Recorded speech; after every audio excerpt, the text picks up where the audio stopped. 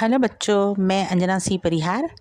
बच्चों, आज हम कक्षा 12वीं के इतिहास विषय के अंतर्गत मौर्य साम्राज्य के बारे में जानकारी प्राप्त करते हैं। आइए बच्चों, मौर्य साम्राज्य प्राचीन भारत में स्थापित साम्राज्यों में सबसे पहला और सर्वाधिक विशाल साम्राज्य था।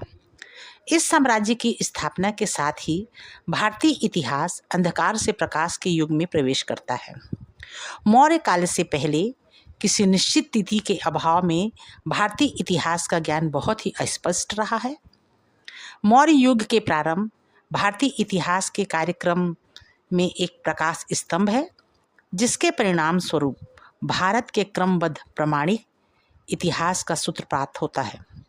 इस काल में भारत में राजनीतिक एकता के युग का श्री गणेश होता है।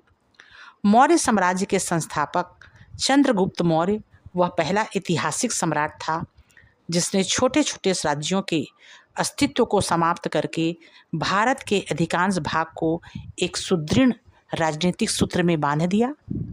विश्व को शांति एवं प्रेम का संदेश देने वाले महान सम्राट अशोक इस वंश का एक अन्य महान शासक था।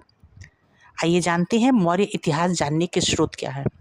मौर्य साम्राज्य का इतिहास जानने के साहित्य स्रोतों में कौटिल्य का अर्थशास्त्र, विशाखदत्त का मुद्रा राक्षस, विष्णु पुराण एवं बौद्ध व जैन ग्रंथों में मौर्य इतिहास की जानकारी मिलती है। विदेशी यात्रियों के विवरणों में यूनानी राजदूत मेगास्थनीज की इंडिका प्रमुख स्रोत है।